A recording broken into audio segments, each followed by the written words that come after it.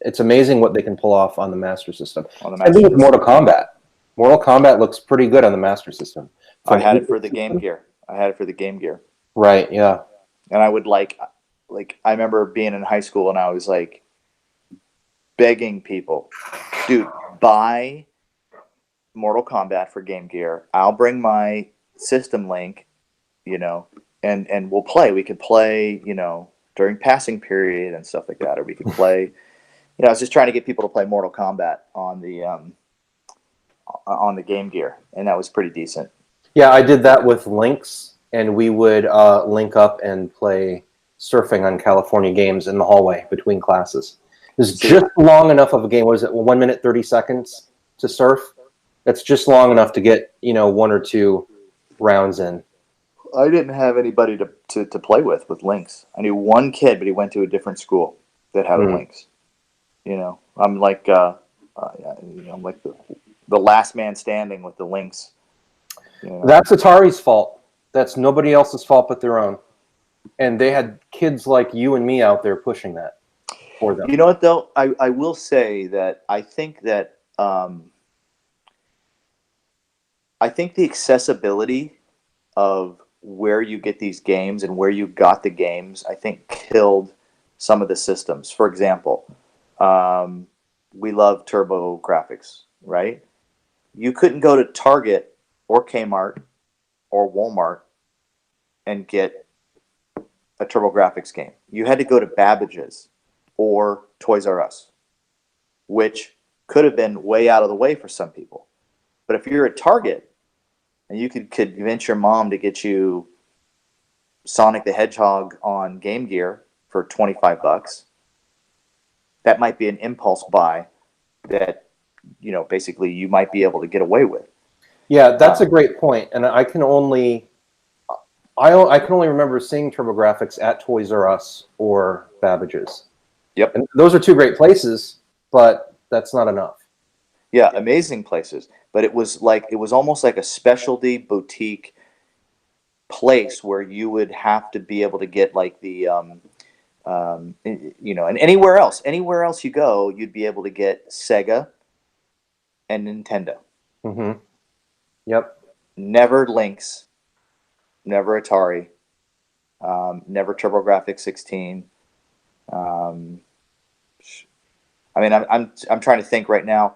Maybe Best Buy, when Best Buy first launched, maybe Circuit City, you would be able to get 3DO games, and those like Philips CDI games when that whole technology was new, right? Remember when the Sega CD games came in that real long box? I sure do, yeah. Dude, I think the first couple PlayStation games were in that big long box. You remember that? Yeah, so there were a few of those. Sega CD had those tall jewel dual, yeah. And Sega Saturn used the same thing. I think really the very first PlayStation games were in that, in the first couple months. But a lot of them I remember being, they had their own cool plastic ones that were tall, that had ridged edges, which I thought was so awesome. And then they went to having a cardboard box that would open up that looked like that. Yeah. And then they just dropped that whole pretense altogether after the first year and a half and went to just regular CD jewel cases. I think it had something to do with the way that you stored CDs, the racks that they used back in the day. Because if you think of the warehouse, right? Yeah. You would buy a CD and it would have a cardboard piece, and the CD would be up here, and then you'd have this access, cardboard thing, which was really cool because it had artwork from the album or something like that, right? But that would live in the case, and so you'd have all of these early CD games adopting that same long box. But I don't remember TurboGrafx being at warehouse or, like I said, Best Buy. Definitely Best Buys. It would have been long gone by then. But it was for me, I had to go to Babbage's. That was the only place that had them. Yeah, and that's what I remember for Jaguar as well. Jaguar as well. Yep. across the street from our mall, we had a brand new Best Buy. It was new to me, first time I'd ever been to one. Mm-hmm. And of course, we had, I mean, they had NES, Super NES. I don't know if N64 was out yet. PlayStation. I clearly remember 3DO. They had the, you know, that XI, the Sega Genesis, Sega CD, JVC X apostrophe I combo thing. They had that. It was like $500 or $600. Right. They had all of that. They had a 3DO set up with a demonstration kiosk. I remember standing there and playing Need for Speed on it. Right. And that was great. Where's Jaguar? Where's Lynx? Where's anything? And I think, or it's probably too late for TurboGrafx, but I think a lot of that has to do with reputation, which Atari's was burned both by Warner and by Jack Tramiel. Mm-hmm. Jack Tramiel had a certain reputation for burning retailers and suppliers and everything else. And also, I think people were still, you know, these buyers were still leery. Nintendo had proven themselves. And now Sega was out there. But, you know, the video game crash was still on corporate people's minds, you know, in the late 80s, early 90s, thinking, was there going to be another game crash? Could this happen again? Right. And I think that, you know, the Lynx had a lot of potential in 89 and 90. Had they gotten into Target or Kmart or anything like that, that to me, that's what basically killed it out of the box, is Atari's inability to get this great system and great software into, make it accessible to the kids. Was it the price? The fact that it was $100, it was twice the price of Game Boy? That probably had a lot to do with it. It probably would have sold a lot better at $149 than $199. But you're getting a lot of bang for your buck. I see a lot of people talk about, the size. People thought it was clunky or it was thick. No, because I don't buy that. I liked it. Game Gear was big too. Yeah, it was. But it was all about getting those games, being accessible, getting those games. So, like, for example, like Checkered Flag is an amazing racing game, right? But Super Monaco GP is an okay racing game. It's no Checkered Flag, but I could pick it up at Target. Yeah, there it was. You know, and not only that, but it's there. How many times think of this scenario? You go to Target with your mom. Your mom's shopping for food or clothes or razor blades, and you're like, "Hey, I'm going to be in the toy aisle. I'm going to be over in the electronics. I'm going to go play Super Mario 3." And you're over there looking at Nintendo, looking at Sega. Oh, now the corner of your eye, you see, is it Super Monaco GP, or it could be anything. Just for it to be there, it's like you got to show up to the dance if you want to bring a girl home. Mm-hmm. You have to have your product in the store for anyone to see. And I can just remember being like in 4th grade or 5th grade and seeing a game and just, it would stick. I don't know what it was. It would draw my eye and go, oh, that race game. Oh, I want that. Start saving your pennies, getting good grades, mowing lawns, doing whatever. Yeah. That is how I got my Game Gear. I mean, I think I saw the ad. There's that classic. Sega had such good ads.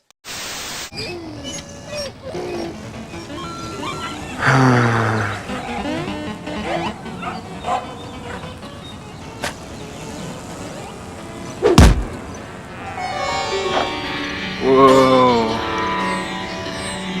Color. Hey, there's an easier way to get color. Get a Game Gear, the full color portable with over 150 games, like the new Echo, Mortal 2, and Sonic Triple Trouble. Sega! And I mowed lawns, and I did chores, and I did everything I had to do in 1993 to save up the $150 to get it at Sears. Sears, Just first of all, having a Sears or having a Toys R Us exist in the world is part of this. That's gone completely.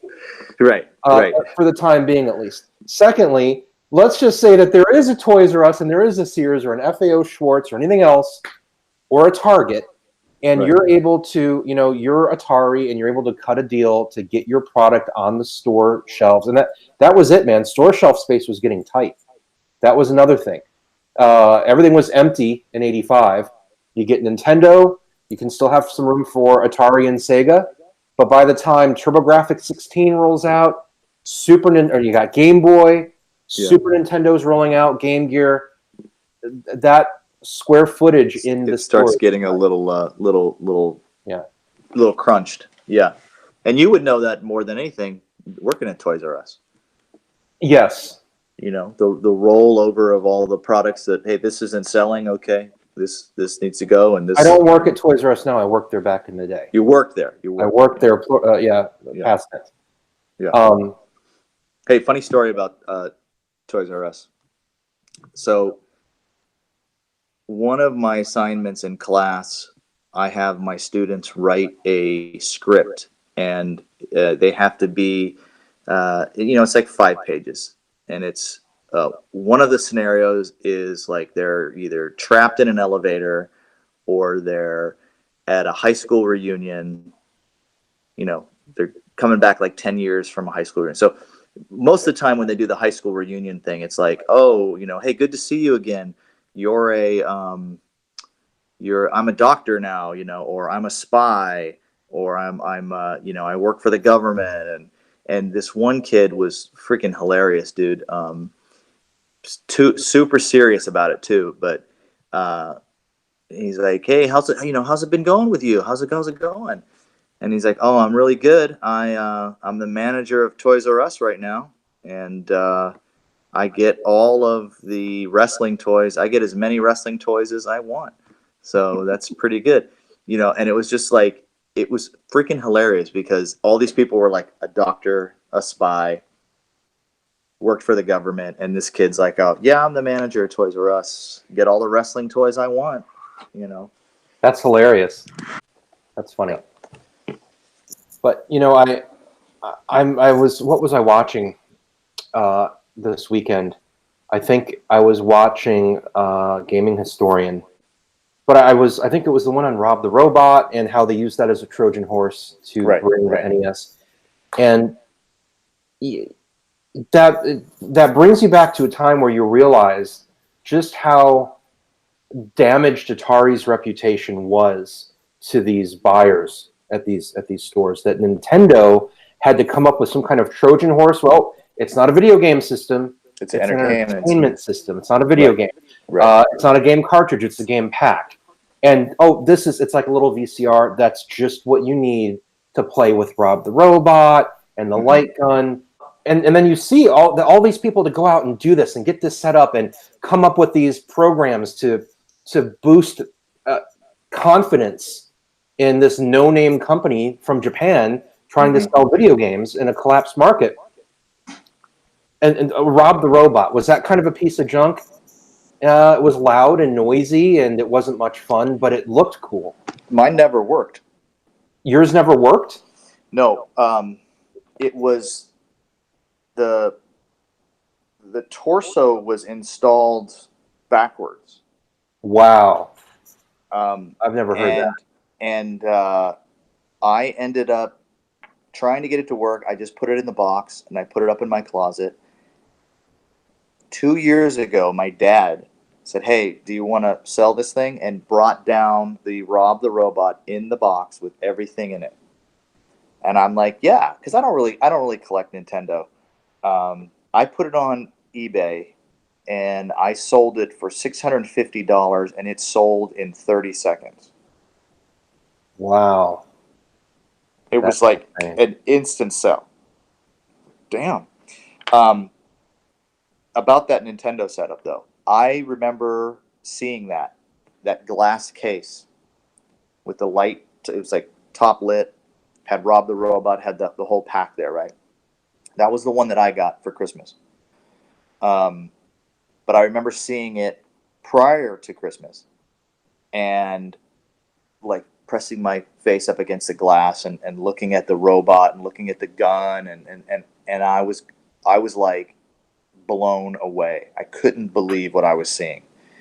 And I remember going to school and like obsessing, thinking about what I saw, talking to my friends about it. Guys, you got to go to Gemco.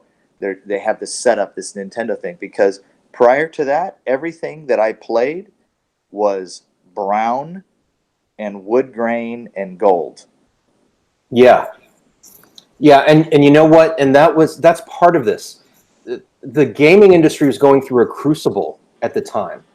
And Nintendo had to work hard to get something that was different, that would make these kids go to school and dream about it all day, and obsess over it. You have to create a product that's so obsessive that it's just going to explode on the market like that. And I think about, this was a ragtag team of people out there just trying to get this done. Nintendo of America was very small at the time. Yeah, it was very young. And they got it done.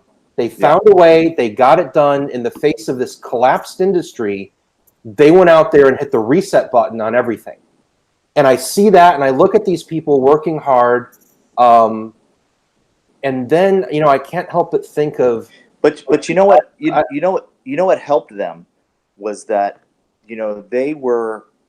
that Famicom had already laid the groundwork. And so all of those first games that came out for Nintendo, those were all games that were 2 years old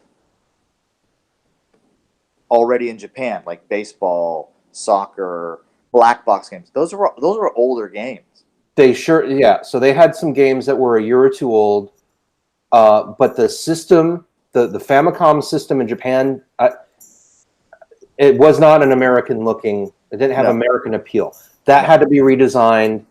They had to come up with this whole thing, the whole Rob the Robot, they had to find a way to jumpstart the industry and build confidence from these buyers. And it was a small group of people that did this in the States. And I can't help but think, I always think of Todd Fry back at Atari, sitting in his office, rolling joints and creating an orange Pac-Man. And Ray Kassar just fine with it. And thinking they got lazy with their success. You look at how hard these guys worked at Nintendo, and that paid off for years. How many prototypes of Pac-Man? How many prototypes of Pac-Man were made before they said, "Okay, let's do this one"? Yeah, and I was thinking about that too. I was thinking of not Howard Lincoln. Who's the other Howard at Nintendo?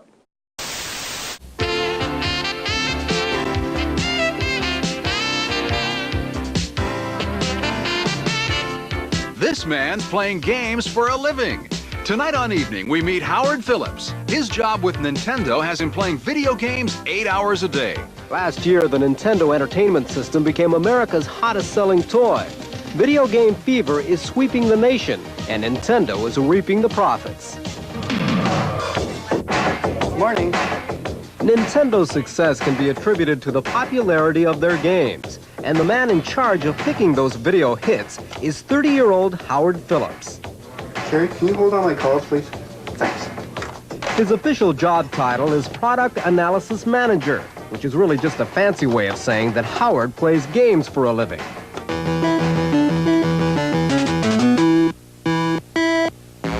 I do have to keep fluent and literate in all the different games that are available, and the only way to do that is spend the hours. So on some days, I'll play games all day, 8 hours or more.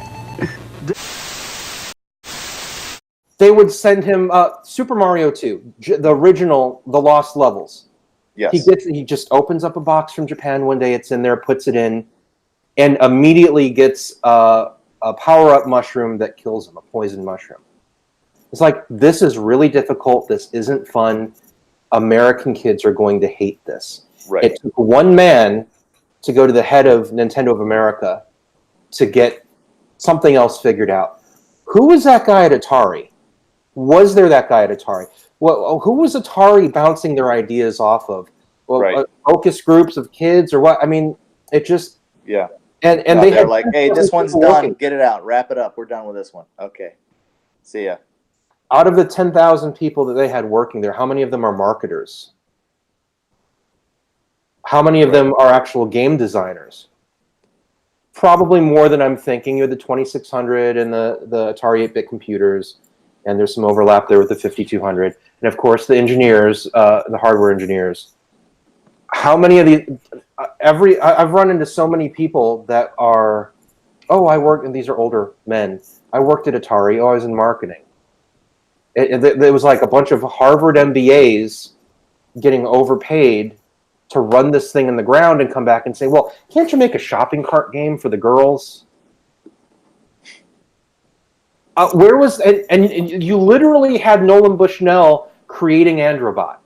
Where was Atari's Rob the Robot? Where was, if I was in charge of Atari in 1984, and I wish Warner would have hung on to them, but I would have developed some kind of program to reestablish credibility and confidence with the retailers. Yeah, it's called the 7800. Yeah, and it should have. You know what? These things should have rolled out simultaneously. A new product line that the public sees, and the other side of that is what the retailer sees. It's the business end of things. It's what's on the trade show packets at the Consumer Electronics Show. It's that Atari's promise to you, Toys R Us and Target and Walmart, is that we back our whatever it needs to be. Atari didn't do, and this should have been coming from Warner, not just Atari. Clearly, Atari needed a little bit of supervision from Warner, and Warner didn't know how to supervise them the right way. Right. And that's how you get raked this hard. And so, you know what this Nintendo seal of quality? Their buyback promise for the that initial shipment. Yeah. It just takes a little something to get this jump started. And I'm oversimplifying it because there's a lot of things that had to happen at the same time. I think that seal of approval thing also hurt like Sega Master System and anything else that was trying to develop games with these really great companies. You know, because their hands were tied with Nintendo, and then their restrictive policy of their licensing agreements where you can only. Yeah. So can you imagine Capcom making games for the Master System?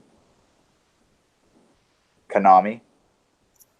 Yeah. You know? And I was going to bring this up in another stream that we would do later, and maybe I will. But you know, if Atari wanted to fight, they should have bought Capcom. Yeah. And said, you know what, our contracts with Nintendo, you know, those are we're going to close those out.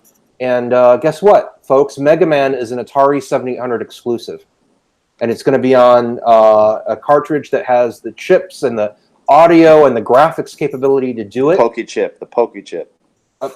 Beyond the Pokey chip. Where's, you know, develop something? What's the next big thing? Well, maybe it needed a special graphic. Like, think of the FX chip for the Super NES. There was something similar. What was it on Kirby's Adventure or whatever? The later NES games. Some extra, you know, power in the cartridge. Get serious. Is business is war? You got to act like it. Yeah. Think like. Well, they definitely didn't pull any punches when it came to the Lynx. I mean, the Lynx was very powerful.